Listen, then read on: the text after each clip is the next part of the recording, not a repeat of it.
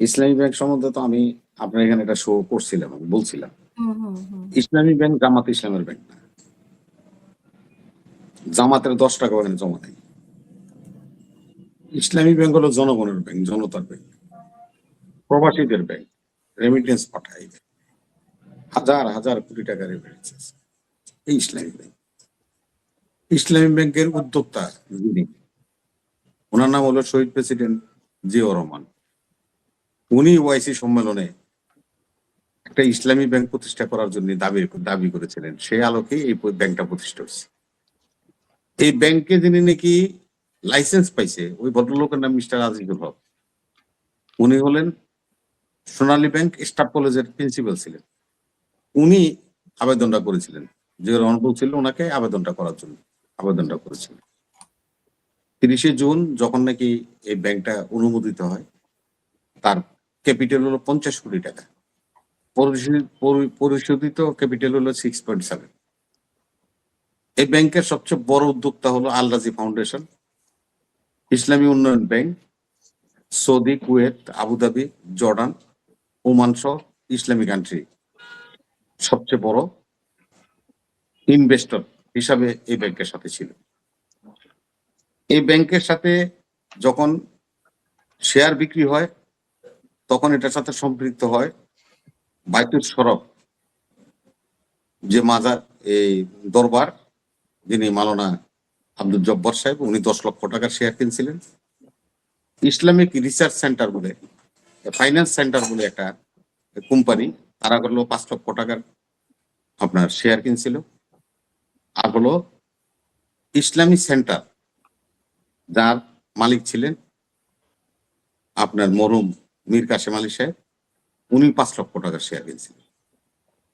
আপনি ওয়েবসাইটে যাই এখন টিপ দিয়ে দেখেন, বোর্ড অফ ডিরেক্টরি প্রথম থেকে আরম্ভ করে এই পর্যন্ত কোথাও জামাতের কোন নেতার নাম আছে কিনা ডিরেক্টর হিসাবে বলেন, নিজামী সাহেবের নাম বলেন, গোলাম আজম সাহেবের নাম বলেন, মুজাহিদি সাহেবের নাম বলেন, আমি নাম ধরেই বললাম নেমলি, বা মীর কাসেম আলী সাহেব তো উনি উদ্যোক্তা শেয়ার হোল্ডার, উনিও ব্যাংকের পরিচালক পদে ছিল কিনা কোনদিন দেখেন। কিন্তু দেখেন মিরাক্কেল ব্যাপার, বিএনপি 2জন এমপি কিন্তু ইসলামী ব্যাংকের বোর্ড অফ ডিরেক্টরিতে ছিলেন।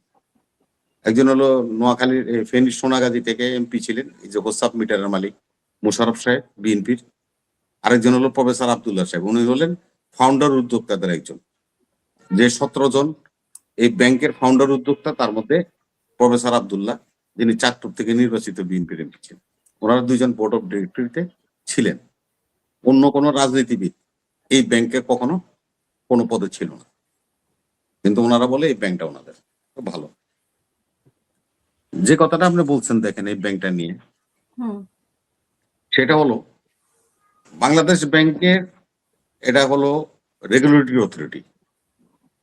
এই রেগুলেটরি অথরিটির সাথে 61টা বাণিজ্যিক ব্যাংক বা বিভিন্ন ব্যাংক আমাদের কে দেখাশোনা করে। রেগুলেটরি অথরিটি হলো বাংলাদেশ ব্যাংক, অর্থ মন্ত্রণালয়, বাংলাদেশ ব্যাংক। এখানে একজন পিয়ন যদি আপনি নিয়োগ দিতে হয়, তাও বাংলাদেশ ব্যাংক থেকে অনুমোদন নিতে হয়। 1, 2 হলো যদি কোনো শাখা ওপেন করতে হয়, তাহলে বাংলাদেশ ব্যাংকের অনুমোদন প্রয়োজন। আরেকটা জিনিস আপনাকে বলি আপা, শুনেন, সেটা হলো যদি আপনার একটা ব্রাঞ্চ আছে মনে করেন যে মগবাজারে, এখন মগবাজারে মনে করেন যে একটু ভিতরের দিকে আছে, এটাকে আমরা ফ্রন্ট সাইডে আনবেন। এই শাখাটাও যদি আপনার ট্রান্সফার করতে হয়, তাহলে বাংলাদেশ ব্যাংকের অনুমোদন লাগবে। তাহলে আপনার শাখা, আপনার নিজের শাখাটাও ট্রান্সফার করতে পারবেন। শেখ হাসিনা যখন ক্ষমতা আসলো, ব্যাংক আইন তৈরি করলো। এই ব্যাংক আইনটা, যেটা নাকি এখন বিএনপি বাতিল করে দিছে, ব্যাংক আইনটা করলো হলো যে উপশাখা গঠন করা যাবে, এজেন্ট ব্যাংকিং যেটাকে আমরা বলছি। দেখেন ব্যাংকের ছাতার মতো সারা দেশে আমাদের ব্যাংকগুলি এই সুযোগটা নিচ্ছে। আওয়ামী লীগ পিরিয়ডে আওয়ামী লীগের যারা নাকি নেতা কর্মীরা, তারা এই সমস্ত এজেন্ট ব্যাংকিং এর মালিক হয়েছে। ইসলামী ব্যাংকের 3,500 এজেন্ট ব্যাংকিং আছে সারা বাংলাদেশে, উপশাখা আছে। এটা টোটাল জামাতের নেতা কর্মীদের মাধ্যমে ডিস্ট্রিবিউট হয়েছে। এবং আপনার শহর নোয়াখালী সদরে আজকে এই ধরনের একটা ঘটনা হচ্ছে, আপনারা এটা দেখেন না, এই জন্যই আমার খুব খারাপ লাগে। আপনার জেলা নোয়াখালীতে এজেন্ট ব্যাংকিং জামাতের ওই এলাকার নায়েবে আমির, এই এজেন্ট ব্যাংকের মালিক, সে মানে যারা নাকি বিনিয়োগকারী তাদের 2 কোটি টাকা নিয়ে পালাই গেছে। 2 কোটি টাকা নিয়ে পালাই গেছে। আজকে সারা নোয়াখালীতে এটা নিয়ে আন্দোলন হচ্ছে। যারা নাকি বিনিয়োগকারী, বিনিয়োগ করছে, টাকা রাখছে ব্যাংকে, গ্রাহকরা এখন ওখানে কান্নাকাটি করতেছে। জামাতের নেতা পালিয়ে গেছে। আচ্ছা, যাই হোক, আপনি আরেকটু ভালো জানেন, এই দেখেন আপনার জেলা, আমি জন্য ধন্যবাদ, স্যালুট আপনাকে। আমি তো সেখানে এখন আমার কথা অনেক দূরে বসে আছি, আমি তো এলাকায় না, সে তো মাটির টান আছে না, আইসা কফি খান ঢাকা শহরে, বুঝেন না, মাটির টান আর কি। তা আপনি তো আবার লক্ষ্মী মানুষ, আপনার সাথে আল্লাহ একটা নিয়ামত দিচ্ছে, আপনি কিন্তু লক্ষ্মী মানুষ। এটা কিন্তু ওই হাসিনের ভাইও জানে না, শাহিন ভাইও জানে না। আপনি যে লক্ষ্মী কেন, এটা ওনার দুজনে কেউই বাংলাদেশে জানে না, শুধু আমি জানি। সেটা হলো আপনার একটা চোখ লক্ষ্মী টেরা। আমাদের আয়না যায় দেখবেন আপনার চোখে একটা প্রবলেম আছে, এই কারণে আমি বলছি যে এটা আল্লাহর নিয়ামত। আপনার একটা চোখ লক্ষ্মী টেরা, এটা ভালো জিনিস। টোল পড়া গালে, এগুলি কিন্তু খুব স্বাভাবিক, রিয়ার আমাদের কাছে নাই।